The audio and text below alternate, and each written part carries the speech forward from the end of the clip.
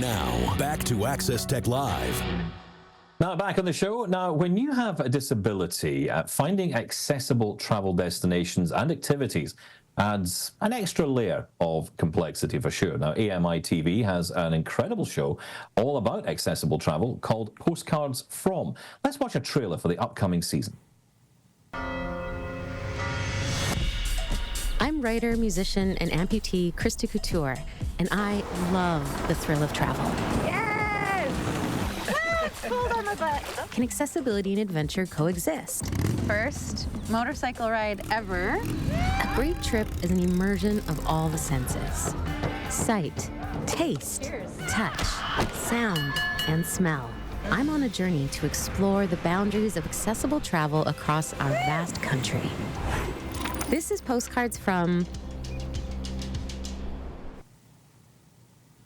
Now, that sounds fantastic. Now, Mark, you got the chance to catch up with Krista earlier this week, right? I sure did. A great conversation. Let's roll it now. Okay, I got to ask you a question here. For most people, traveling in itself is an annoyance. Of course, when you get your destination, you forget all about the annoyances along the way. Add a disability to the equation, there's a whole new layer of considerations. So I've got to ask you, just to get going here, what are some of the common misconceptions about traveling with a disability that you'd like to debunk? Oh, gosh. I mean, some of them might just be what you expect. Like you say, it's a whole nother layer of considerations. I got to make sure I've packed, we all need our phone charger, but I need a charger for my prosthetic leg. It plugs in at night. And I have gone on trips and shown up and not had it. And I'm calling my prosthetist and they're trying to FedEx me one. And, and there's a lot of sort of extra things I need. My crutches, I bring stuff in case I have phantom pain. Doesn't happen every time, but I don't want to be stuck somewhere in phantom pain. So I have like my heating pad and all sorts of things that I bring in case I'm in pain. And then, it's adding extra time and thinking through my physical capacity and the walk in the airport and should I get a wheelchair, and it just adds a little more planning every step of the way. So when you're planning for a trip, how do you ensure that it's going to be accessible for your needs? And let's broaden this up a bit and try to give ourselves a scope of someone with low vision, for example, or various other disabilities. I mean, one of the cool things, there's a lot of cool things about this show. So Postcards From, right? Accessible travel show. And I mean, everything we do is made accessible to me because I'm the host, but that doesn't mean it's therefore universally accessible, because for me with my mobility issues, I might be able to do something, or we're visiting a location and they can adapt to what I need, but maybe they don't yet have it figured out how to adapt for some low vision or something else, another barrier. And partly like the way we film the show, kind of a travel show for the senses, each segment focuses on a different sense because we're trying to think of, sometimes that's the way, maybe the smell of a place is going to be your entry point and the way you experience it versus the touch, So for me, it's thinking about, can I get in? Can I get on? Can I get out? And is it safe for me on one leg? We just started filming season 6, and I went on a sailboat, which is something I've never done because I thought it would be not accessible to me, but we had to kind of hoist me onto the boat. But once I was there, I was okay. I mean, some of it is like actually unlearning some of my own assumptions about what I can do.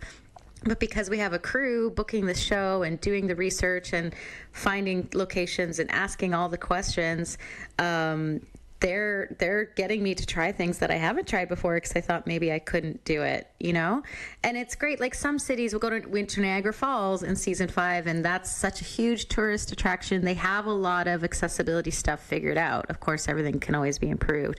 But then we go to somewhere small like Dawson City, and like the accessibility is poop, but the people are so keen and friendly and want to be there that they're creative and they're helping, so it kind of depends on the location. Yeah, no, totally. Was there anything that had surprised you, or I guess a better question for that, any unexpected experiences that you might have had traveling to a location? Was there any moment that maybe challenged your perception of accessibility? I mean, 2 things. One, as a sighted person, but for this show for AMI, where the audience is primarily blind or partially sighted, I've learned so much about how to share those experiences. Like, I'm always trying to obviously be descriptive and think about, describing what I'm seeing. And that's been a really cool way to challenge my own assumptions about a perspective or what an experience is like, because as a sighted person, that's what I know, but I get to kind of be there as an interpreter. and that's been really eye-opening, as it were. And then for myself, it's what's been surprising is sort of finding things I could do that I didn't think I would like or could do. So we went to Whistler and I tried adaptive skiing. I did a Nordic sit ski, like cross-country sit skiing. I've never tried that. I've been an amputee for 30 years. I didn't think I would like it. I didn't like skiing on two legs, to be honest. So I was like, why would I try it on one? But I loved it. And it actually used my strengths, because I use crutches every day. It was oh, this is all upper body. This actually is already kind of suits me very well and suits my strength really well. So that was a really pleasant surprise. There was a few of those. Are there any places or people that you met over the course of not only this show, but just travel in general in your life that, went above and beyond to make that experience better for you? And did that impact you? I would say Dawson City. Dawson is this kooky, faraway place, and there's Dawson kind of proper, and there's West Dawson, where everyone who lives on West Dawson is off grid.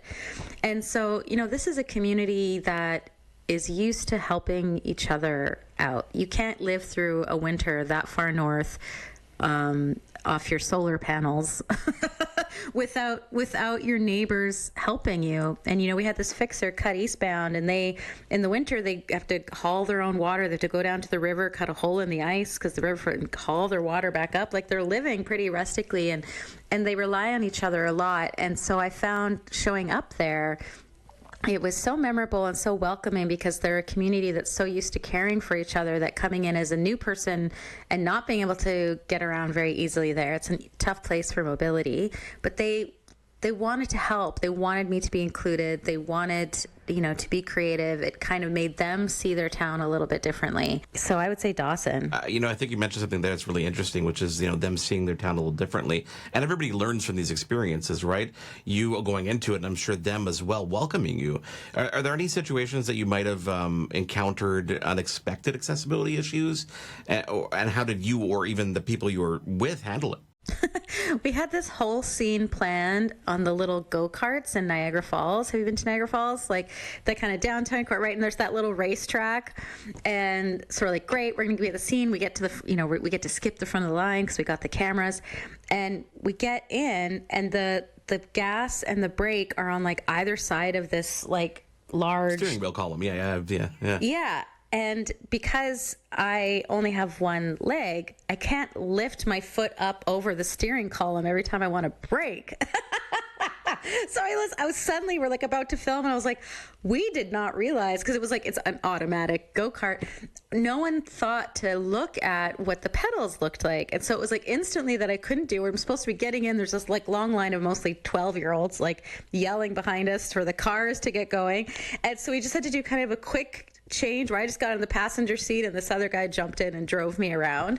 And it just didn't occur to us, because we were oh yeah, this will be no problem. I can drive. It's these little, gas and brake, easy, but it wasn't, so it was a reminder to look closely. Yeah, no, it's maybe attention to detail, right? Take a production crew out of your equation here. Okay, no one's planning a trip for you. You're doing this by yourself. What kind of resources or tools do you use to make sure that where you're going is going to be accessible for you? And let's think, try to think big picture about other people with other kinds of disabilities.